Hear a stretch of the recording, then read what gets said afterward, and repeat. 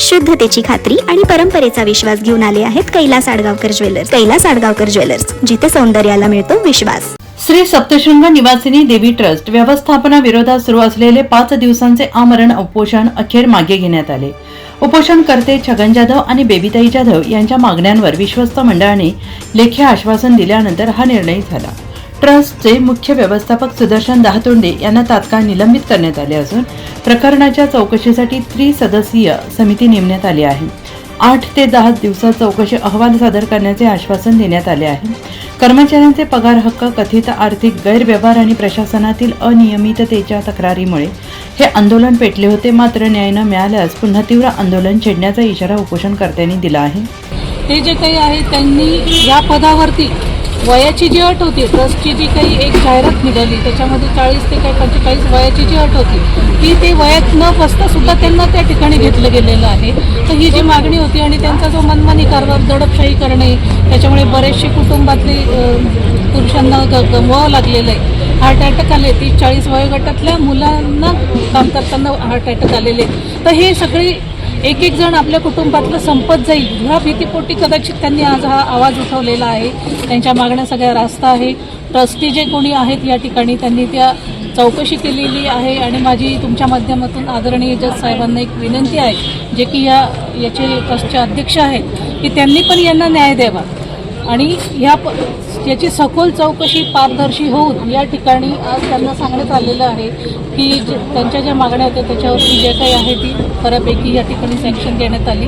त्यांचे जे मन समाधान या ठिकाणी झाले मागण्यांवरती.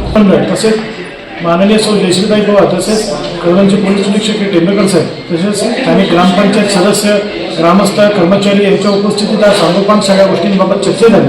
तसेच दिनांक 24/1/2026 रोजी काल रोजी झालेल्या विश्वस्त संस्थेच्या मीटिंगमध्ये कर्मचाऱ्यांच्या ज्या ज्या मागण्या नियमाने पूर्ण करण्यासारख्या आहेत त्या सगळ्या पूर्ण केलेल्या आहेत आम्ही, आणि त्या संदर्भात आमची प्रोसेस ही पुढे चालू राहील. तसेच कर्मचाऱ्यांचे आणि उपोषणकर्त्यांचे जे काही आरोप असतील, इतर आरोप, त्या सगळ्या आरोपांविषयी आम्ही त्रिसदस्यीय समिती नेमलेली. तसेच त्या समितीपुढे जसेच किंवा जी काही पुढे समिती आम्ही नेमणार आहे किंवा जी समिती आहे आत्ता त्या समितीपुढे ही सगळी चौकशी होईल आणि त्याच्यामध्ये जो काही निर्णय होईल तो आम्ही बसतो.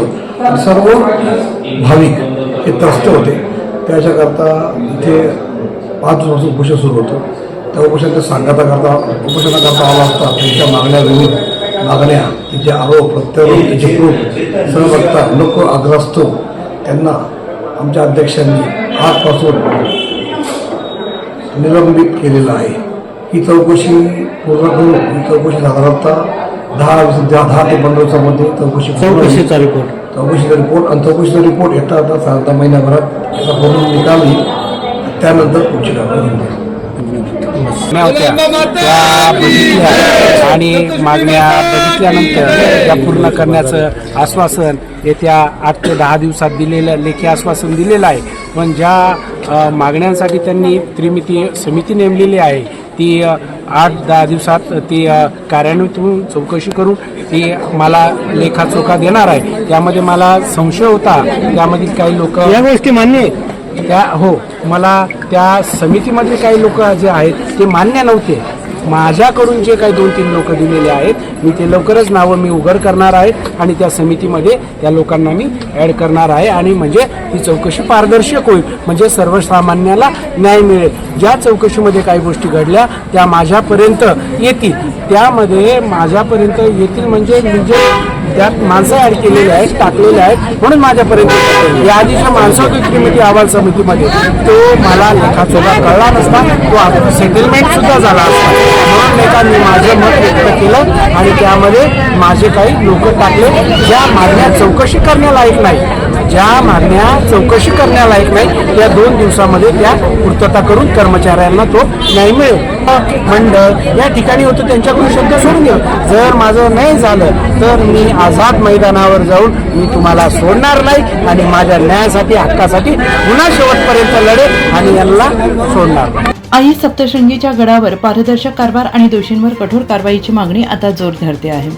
आंदोलनकर्त्यांनी, ट्रस्ट कर्मचारी आणि ग्रामस्थांनी NCN न्यूजचे आभार मानले असून आंदोलनात NCN न्यूजने दिलेल्या बातम्या या न्याय देणार असून योग्य बातमी दिल्याने आम्हाला न्याय मिळाला असल्याचं ग्रामस्थांनी आणि जाधव कुटुंबीय यांच्या वतीनं NCN न्यूजचे कौतुक करत आभार मानण्यात आले आहेत.